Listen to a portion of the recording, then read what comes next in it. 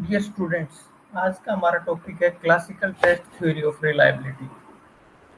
अब basically what is classical test theory of reliability? इससे ये टॉपिक बनाने का आज का हमारा जो मकसद है उसमें है कि बहुत सारे असर्शन रीजन के क्वेश्चन नेट के अंदर आते हैं कि क्लासिकल टेस्ट थ्योरी से रिलेटेड कि व्हाट रिलायबिलिटी की एक्चुअल डेफिनेशन क्या है।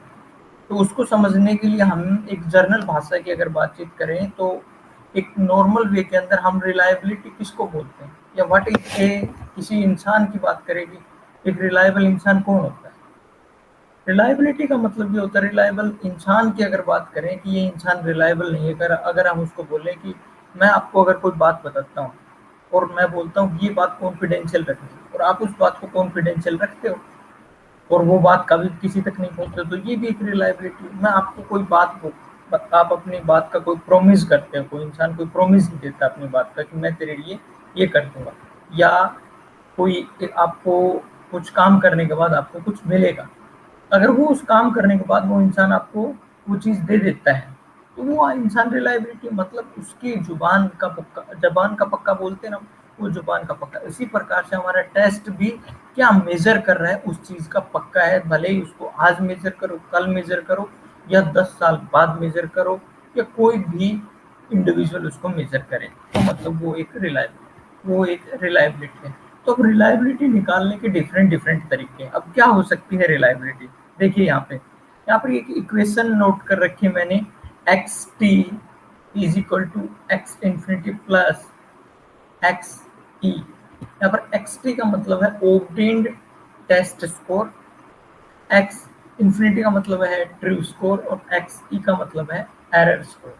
अब अगर आप कोई टेस्ट करते हैं, हम अगर कोई भी टेस्ट करते हैं तो उस टेस्ट के ऊपर सबसे पहले हमारे पास क्या आता है?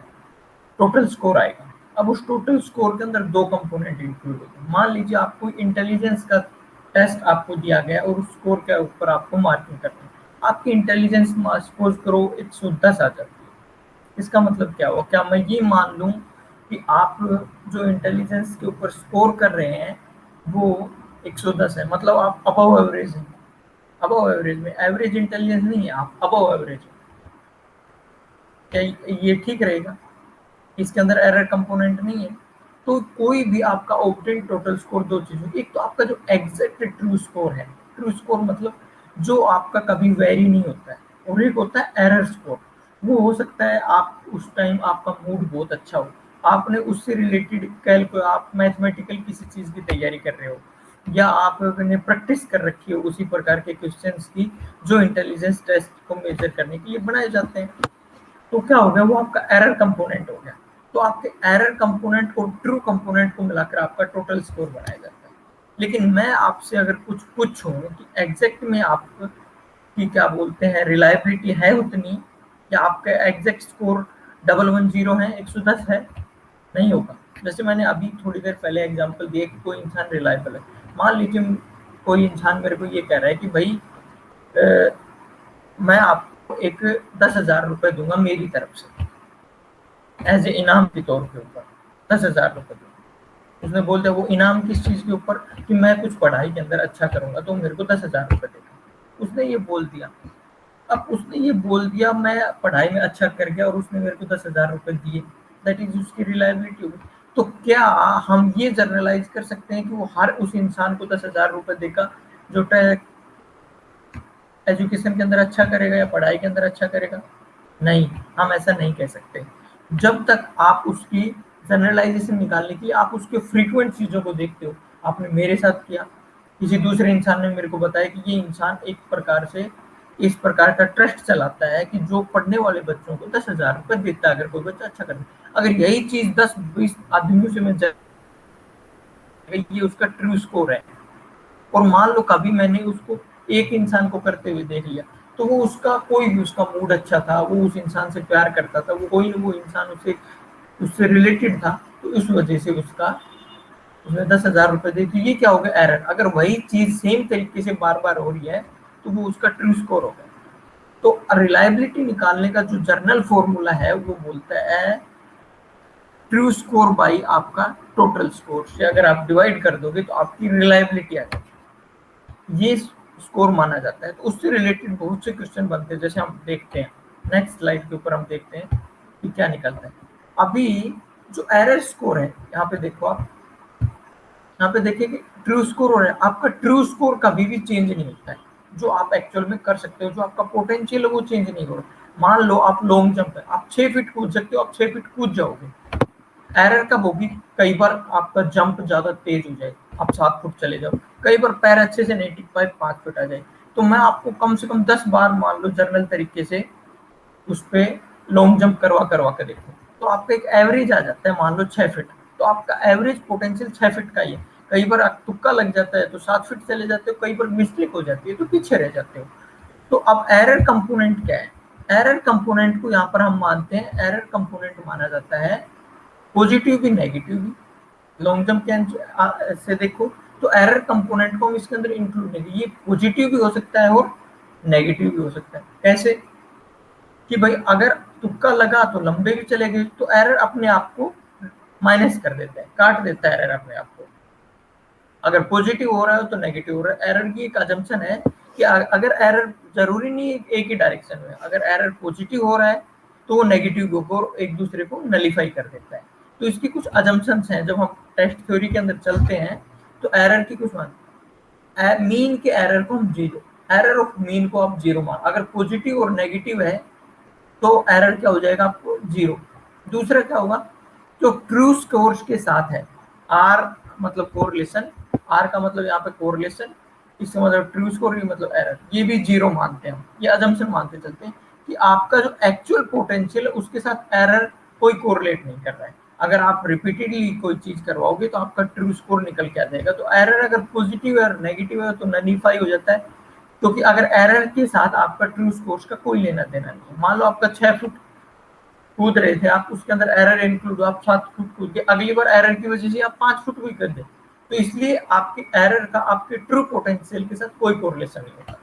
तीसरा, अगर आपके पास मान लो 2 चांसेस के अंदर आप कर रहे हैं, तो पहली बार कोई एरर हुआ 7 फुट का, आपने 2 ट्राई लिए, मान लो आप 7 फुट कूदे, फर्स्ट एरर पॉजिटिव एरर, दोबारा आपने 5 फुट का जंप दिया तो वो होगा नेट। तो पहले वाला एरर और दूसरे वाले एरर में भी कोई कोरिलेशन नहीं है।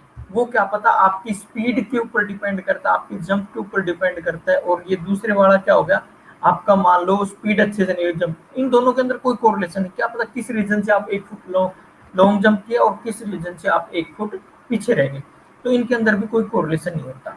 तो ये तो मैंने एग्जांपल लिया एक जनरल फिजिकल वे के अंदर। इसी प्रकार से कोई टेस्ट ले लो, इंटेलिजेंस ले लो, कोई पर्सनैलिटी ले लो, आप किसी के अंदर आपके स्कोर फिक्स होते हैं। इंटेलिजेंस के अंदर आपके एवरेज इंटेलिजेंट हो तो आप एवरेज के अंदर रहोगे। हो सकता है आप करने के बाद आप कभी पॉजिटिव भी आ जाओ, कभी नेगेटिव भी आ जाओ, तो उसको हम बोलते हैं एरर।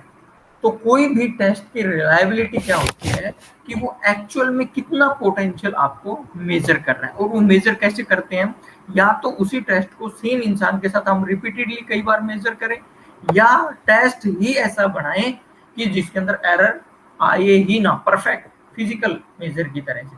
लेकिन ऐसा तो नहीं हो सकता कि हम टेस्ट ऐसा बना दें कि जिसकी वजह से जो बिल्कुल परफेक्ट, क्योंकि हम बिहेवियरल साइंस से डील कर रहे हैं तो बिल्कुल परफेक्ट टेस्ट बनाना हमारे लिए आसान नहीं होता है, तो एरर तो आएगा ही आएगा। तो उसकी अजम्पशन हम लेके चलते हैं, इन्हीं अजम्पशंस के बेस के ऊपर हम रिलायबिलिटी की कुछ डेफिनेशन बनाते हैं। अगर error of total score, mean of total score, यहाँ पर इक्वेशन फर्स्ट इक्वेशन से निकाले हमने, ये mean of total score, mean of total score का मतलब क्या, एमटी मतलब mean of total score equal to mean of true score plus mean of error score is equal to mean of true score. यहाँ पर कहने का मतलब ये है कि अगर आप मीन ऑफ टोटल स्कोर को और मीन ऑफ एरर स्कोर जोड़ोगे तो आपका टोटल स्कोर निकल के आ जाए। लेकिन अजम्पशन हमारी क्या थी कि मीन एरर का 0 होता है। तो अगर आप ये मान लें कि भाई मीन, यहाँ पर मीन को 0 रख दें, M T is equal to, यहाँ पर एम जो आपका मीन ऑफ ट्रू स्कोर है वो 80 रख दें, और मीन ऑफ एरर 0, क्योंकि हमारी अजम्पशन 0 रख दें, तो क्या आ जाएगा आपका 80 आ जाएगा। मतलब mean of total score is equal to mean of true score, equal बात है। ये तो था मीन के बेस के ऊपर। थर्ड जो इक्वेशन बनती है हमारी वेरिएंस के तौर पे, ये जो सिंबल है ये एसडी का सिंबल है, स्टैंडर्ड डेविएशन का स्क्वायर कर दो वेरिएंस। अब टोटल स्कोर के अंदर वेरिएंस होगा वो किस किस चीज की वजह से आएगा, आपके ट्रू स्कोर के वेरिएंस प्लस आपके एरर की वेरिएंस, समझ रहे हो, उसी से आएगा। अगर यहाँ पर हम बोल दें कि एरर वेरिएंस को भी 0 रख दें तो आपका क्या हो जाएगा, true total score is equal to आपका ट्रू स्कोर। तो यहाँ पर एरर वेरिएंस देखो, अजम्पशन के अंदर हमने देखा था कि एरर वेरिएंस को हमने 0 माना है, इनका कोई कोरिलेशन नहीं। अगर कोई कोरिलेशन नहीं है तो आपको इसको आप 0 रख देंगे, इसको आप क्या रखेंगे 0, 0 रख दोगे तो variance of total score is equal to variance of true score. तो रिलायबिलिटी किस प्रकार से निकलेगी, आप ट्रू स्कोर को टोटल स्कोर से डिवाइड कर दोगे तो आपकी रिलायबिलिटी आ जाएगी। या दूसरा तरीका क्या है, आप 1 में से एरर वेरिएंस निकाल दो तो क्या बच गया आपके पास, जो बच गया वेरिएंस क्या बच गया आपका, ओनली ट्रू स्कोर, उसको भी अगर आप टोटल स्कोर से निकाल दोगे तो आपकी रिलायबिलिटी। ये आपका बेसिक एक फॉर्मूला है रिलायबिलिटी का। तो क्वेश्चंस क्या आते हैं इसके अंदर, जनरली मैं आपको बताऊं कि पॉजिटिव की true score divided by total score is equal to reliability. लेकिन नेक्स्ट रीजन के अंदर क्या दिया जाएगा कि एरर हमेशा नलीफाई हो जाता है। यस, ये चीज आप ध्यान रखो, क्लासिकल टेस्ट थ्योरी पे कुछ 10 ईयर के अंदर भी कुछ क्वेश्चन गलत है।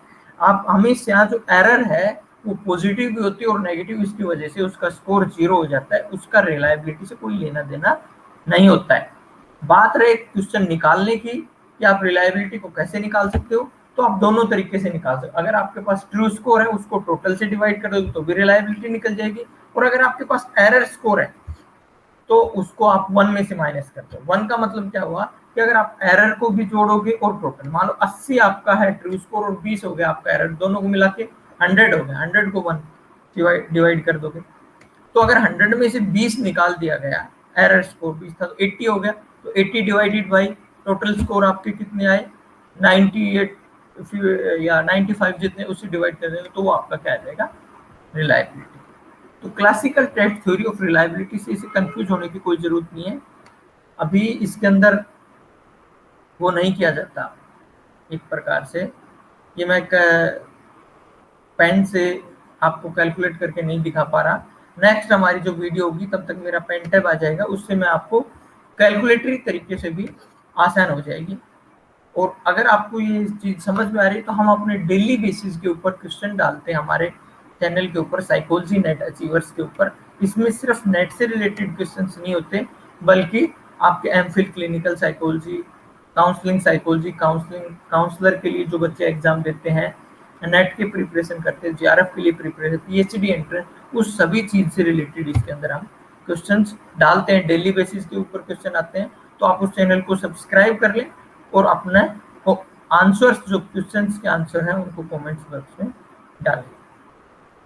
तो हम आपको कोशिश करते हैं कि ज़्यादा से ज़्यादा आपके कंसेप्ट्स को क्लियर किया जाए, और रिसर्च से रिलेटेड मैं वीडियो अपने इस चैनल पे अपलोड करता रहूँगा। तो आपको कोई भी क्वेरी हो रिसर्च से रिलेटेड क्वेश्चन से, तो आप मेरे से जनरली कमेंट बॉक्स में या मेरे उस चैनल के ऊपर, आप इंस्टा के ऊपर फॉलो कर सकते हैं या टेलीग्राम का भी चैनल है, किसी से भी आप मेरे से कांटेक्ट कर सकते हैं।